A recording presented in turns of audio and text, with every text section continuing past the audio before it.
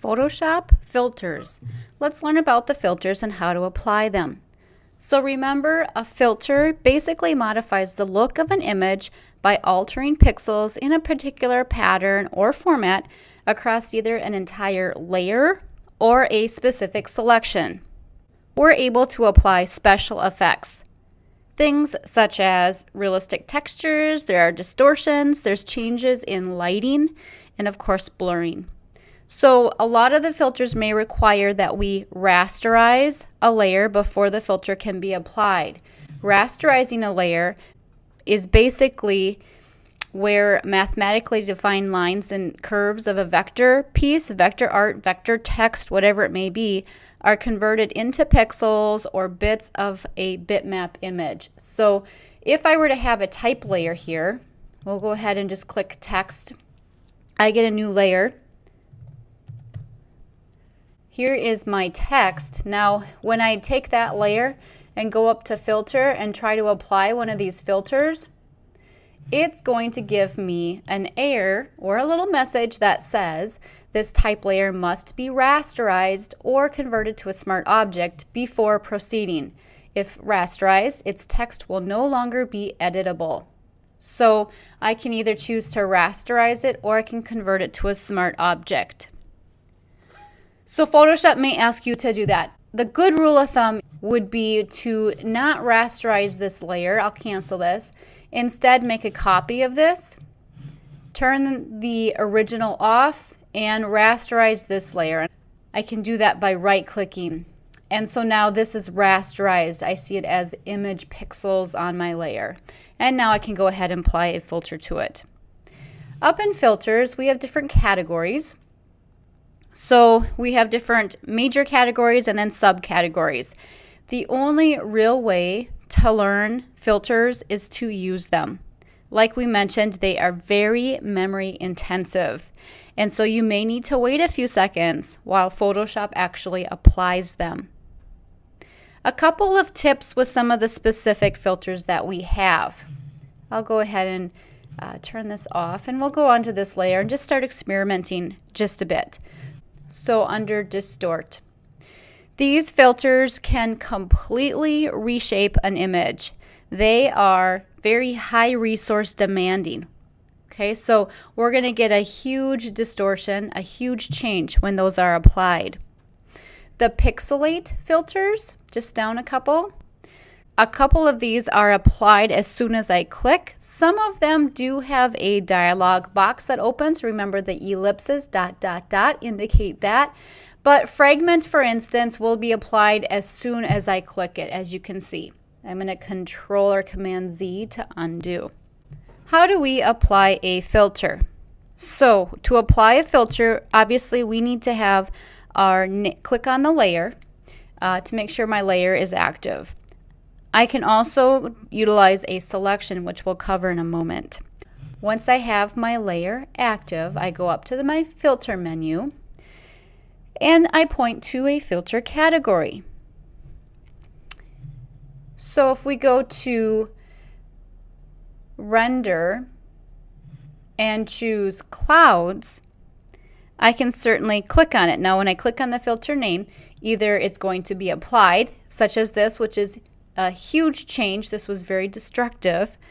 Or it will open a dialog box. Let's undo this and see if we can't find one that will open a dialog box. So under filter again, this time let's go to pixelate and let's choose pointillize. I see the ellipses here. Here is my box that opens. This is my dialog box. And now I see not only a sample of the filter being applied, which I can zoom in and zoom out on, I can change my settings. So this case, this one has specific settings that I can alter. And when I click OK, it's applied. Now all of these up to this point have been destructive, meaning that I am taking away the quality of my image in that layer. We can make these be non-destructive. I'm going to undo. We do that by converting first our objects or our layers to smart objects. And to do that, I click the layer and go under filter and convert for smart filters. I can also go to layer and I can choose to convert to smart object right here. Smart object, convert to smart object.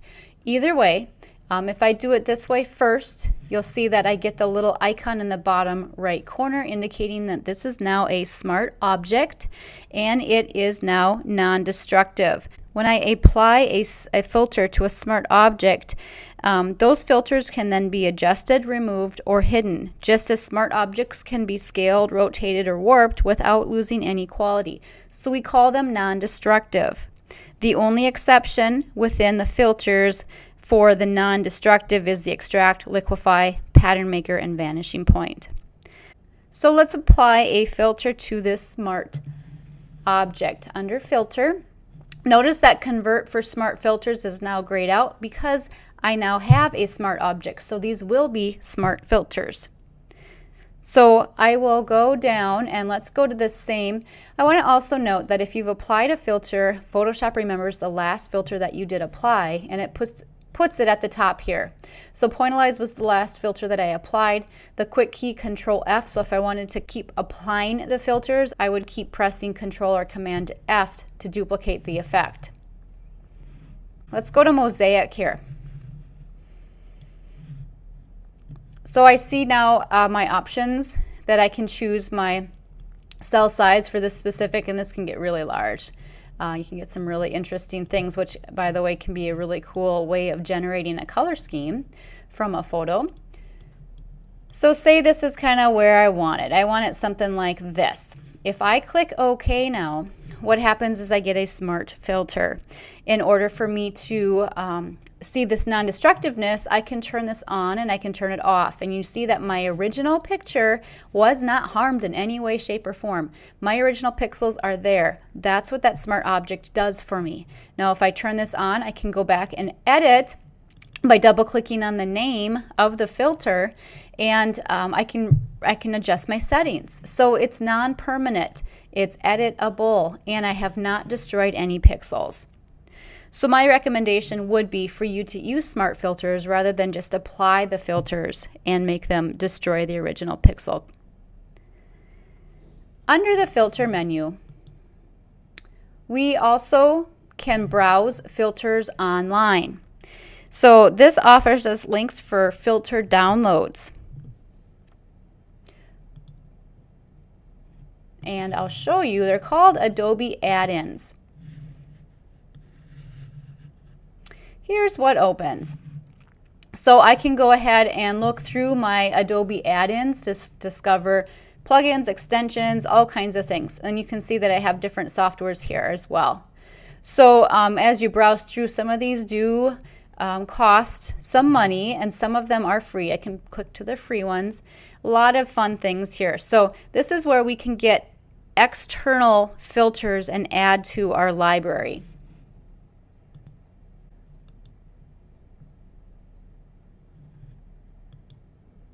We can get to the same place by doing what I just did, going under the window menu and choosing Adobe add-ons. And so here they are again.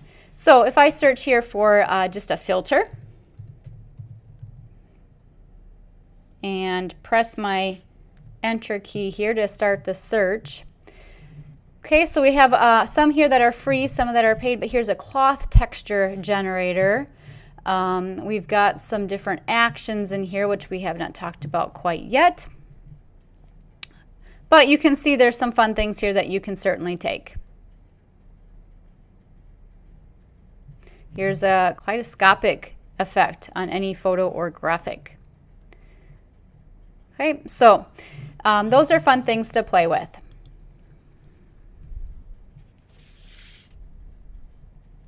I'm going to turn this off for a moment, and we're going to apply a specific filter, but this time we're going to go into what we call a gallery. So we do have a filter gallery, and this is where we can see the effects before we actually do any applications of the filter. Under the filter menu, here's filter gallery. Now this is a neat way of taking a look at what's going to happen, like I said, and we see all of them at one time. So if I turn on the artistic here, you can see what will happen, and my settings appear in this area as well. Now the cool thing is I can actually adjust these as I go. So that's kind of cool, and I can add multiples. So I can do the underpainting, and then I can make a new one here, and I could do rough pastels as well. So if I go with these defaults and just click OK, now you can see that I have a filter gallery applied here. Double clicking on that will open the gallery and allow me to click each one of those that I applied and alter the settings. So again, I'm staying with the non-destructiveness because I can turn the filter gallery, and I can turn the mosaic off as well. So you can see that everything is editable, which is really kind of neat. One other gallery that we have is, again, under filter, we have a blur gallery. So this softens an image. Blurs typically soften an image, and it's really an intuitive on-image selective softening tool. So the selective softening tool for generating a shallow depth of field, if that's what you're looking for, or some kinds of tilt shift effects. So what we have in these are what's called bokeh color controls. Let me just go ahead and click one here. So when I do that, you can see that my blur tools pop up here where I can turn things on and I can turn things off, which I'm doing already because by default. The other panel that opens here is the light bokeh, and that is what we're talking about. Bokeh is actually a Japanese term used to describe the qualities of an unfocused area within a photo. So these are photographic controls. If I click on field blur, for instance, it's checked and I have the blur amount right here. You can see how it's blurring, right? So what I can do is I can adjust the pin right here. So I can move the pin to wherever I want. I can adjust the ellipse, and you can see how it's changing the size and by doing this rotation here. The amount of focus I can play with. I can adjust the feathering on some of these as well. And then this light bokeh here, this allows me to enhance the out of focus areas. So it's sort of kind of a swapping the light position of the dark and the light sliders. So can you see what's happening there? So we have all of the light ranges that we can adjust. Okay, so this gets a little bit complicated. You can probably have an entire lesson just itself on these blur galleries and the bokeh light settings. And again, if I click OK up here, the filter gallery has been applied of blur. Okay, so now ways to restrict the effect of a filter to a specific part of an image. We can make a selection before we apply a filter. So if I go in just with my regular selection tool, and I'll just blur part of this here, make a square selection with the rectangular selection tool, and now with that selection active, I can then make the application of a filter. So if I go under filter, and we can just choose filter gallery here, and I'll zoom, well, you can see right here, I guess, you can see what's happening. So I have a really interesting effect that can be applied. Here's a colored pencil effect. We have a plastic wrap effect. Some others that people have liked, the watercolor effect. Okay, I can also do brush strokes in here. So these are very much more artistic to make it look like a brush stroke, splatter, ink outlines kind of give you an ink effect, direct strokes.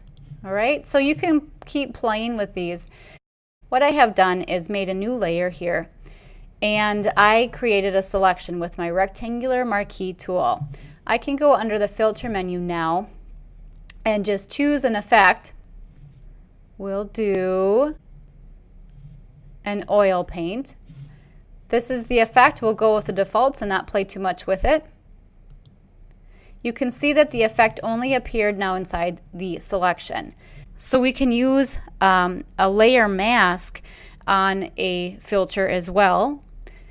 We can also duplicate the layer, apply a filter to a layer, then use a layer mask on the duplicated layer. So there's many ways that we can do it. Now we can also use our history panel if we've applied a filter. Let's go back up to this one. I'm going to undo. Let's go into our history here and back step up to where I have this layer now. I'll turn this bottom one off. Let's tuck this back away.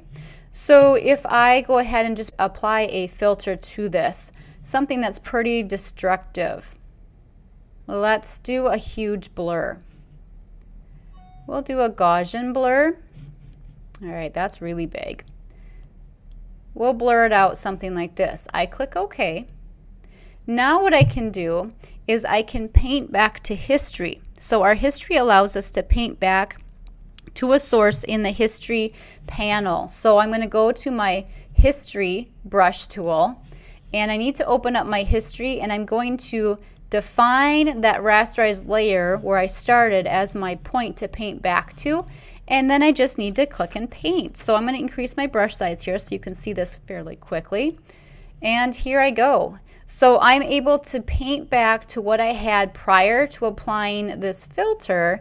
I'm sort of restoring those filters to a previous state, but you can see that the rest of that filter is still being applied in that background. So that's a way that you can play with this as well.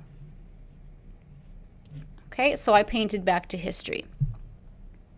I also can apply a filter to a channel. We've not talked about channels yet, but you do have channels, and I can select one channel and apply a filter to.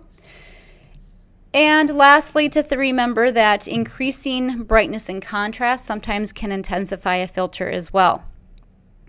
If I've applied a filter and it's just way too much, I do have a fade command under the edit menu. I can fade whatever I did last. If I do this immediately after applying a filter, I can go and fade it. And if I just fade this history brush, you can see what happens is there gives you an amount of fading. And so in this case, I can fade what I was just doing here, not necessarily a filter, but it's that brush that I was applying. But that fade is a nice little way to alter the effect, to bring it back a little bit if it was applied too much. And then, of course, you can apply the filter to a copy and change the opacity or change the blending mode. So there's all kinds of ways to sort of lessen the effect of a filter.